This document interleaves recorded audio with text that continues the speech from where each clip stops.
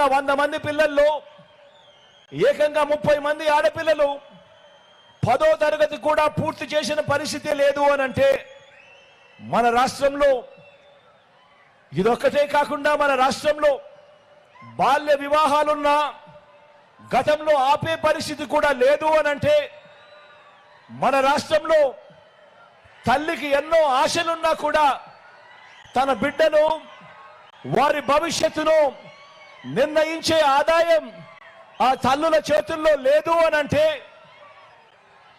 మరి ఇలాంటి పరిస్థితులు ఉన్నా కూడా పాలకులు పట్టించుకోలేదు అనంటే మరి అలాంటి పాలకులు ఉన్నా ఒకటే లేకపోయినా ఒకటే కాదా అని అడుగుతా ఉన్నాను మీ అందరితో కూడా.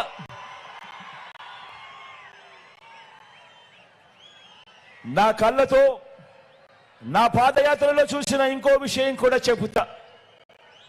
మన వ్యవసాయంలో మన పంటలు పండించడంలో మనం కొనే పూల నుంచి తినే కూరగాయల దాకా వరి నుంచి తృణధాన్యాల దాకా మనం అన్నం తింటున్నప్పుడు ప్రతి గింజ మీద అది ఎవరి నోట్లోకి వెళ్తుంది వెళ్ళాలి అన్నది భగవంతుడు రాస్తాడట.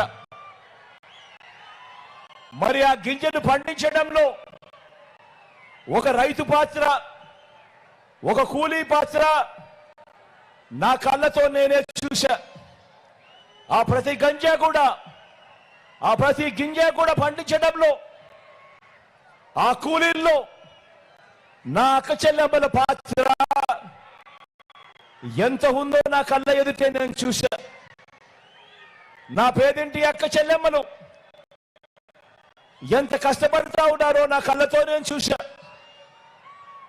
ఈరోజు నేను చెప్తా ఉన్నాను, ఈరోజు పని వాళ్ళుగా రోజు కూలీలుగా చిన్న చిన్న వ్యాపారాలు చేసుకుంటూ బతుకుతా ఉన్న ఆత్మగౌరవం గల లక్షల కుటుంబాలు వారి బతుకు బండిని ఎంత కష్టంతో లాగుతా ఉన్నాయో నా పాదయాత్రలో నా కళ్ళారా కూడా చూసుకుంటూ వచ్చా.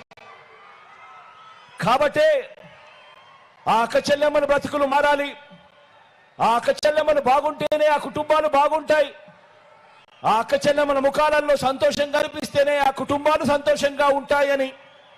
కాబట్టి అక్క చెల్లెమ్మల శ్రమకు ఆ అక్క చెల్లెమ్మల కష్టానికి ఖరీదు కట్టే షరాబు లేదు. కాబట్టి వారి కుటుంబాలు సంతోషంగా ఉండాలంటే ఏం చెయ్యాలి అని చెప్పి 58 నెలల నా పాలనలో ప్రతి అడుగు కూడా అదే ఆలోచనతోనే అడుగులు ముందుకు వేశాం.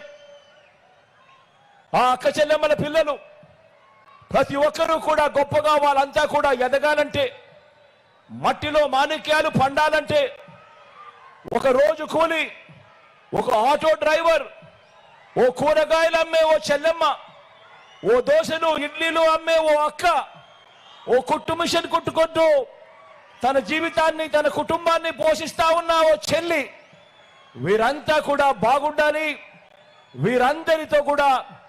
వీరందరి జీవితాల్లో కూడా వెలుగులు రావాలి అని మన ప్రభుత్వం ఆలోచించి ప్రతి పథకము కూడా తీసుకువచ్చింది.